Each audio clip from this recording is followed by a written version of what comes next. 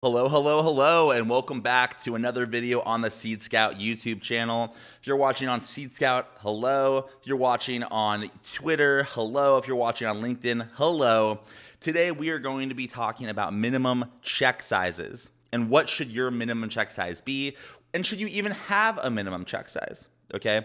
Well, first, let's go into why minimum check sizes matter. Well, actually, before that, let's go into what a minimum check size is.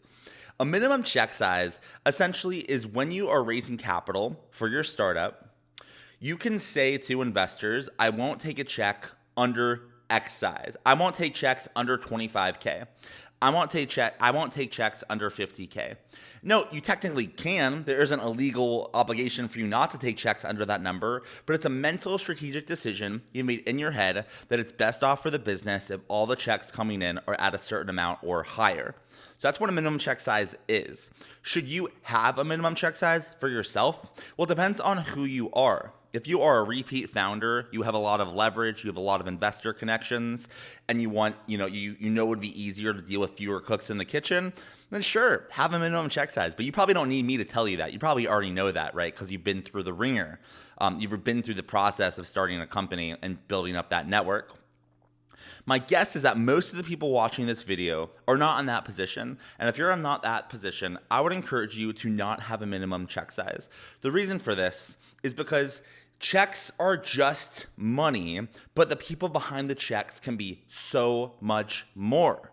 Okay, some of my smallest checks, I'm talking about $1,000 checks, have been the people that have introduced me to other people who wrote much larger checks or made customer or investor investments or who made introductions to people that became customers or investors who became investors in my own company. So yes, they only wrote $1,000 checks. They only wrote $2,500 checks, but their human capital was worth so much more.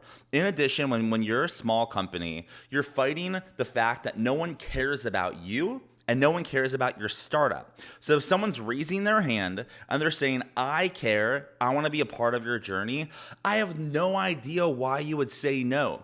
In theory, the reason you would say no is to have a clean cap table so you don't have to have, 20 people, 30 people, 40, 50, 60 people on your cap table that you have to deal with. I agree. More people is not the best. With that said, when you're really, really early, you don't have the leverage to optimize your cap table. You just need one person to believe in you.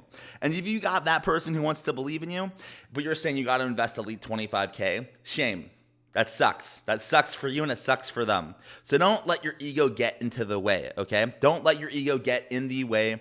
If someone wants to invest, you don't have much leverage. If it's a smaller number, if you don't think it'll move the business for you that much, still take the money, okay? Take the money because then you get the person, you get the confidence boost, and you get the story you can tell, okay? So that's this post on minimum check size. All in all, don't make one unless you know you should based on your experience. Thanks for watching.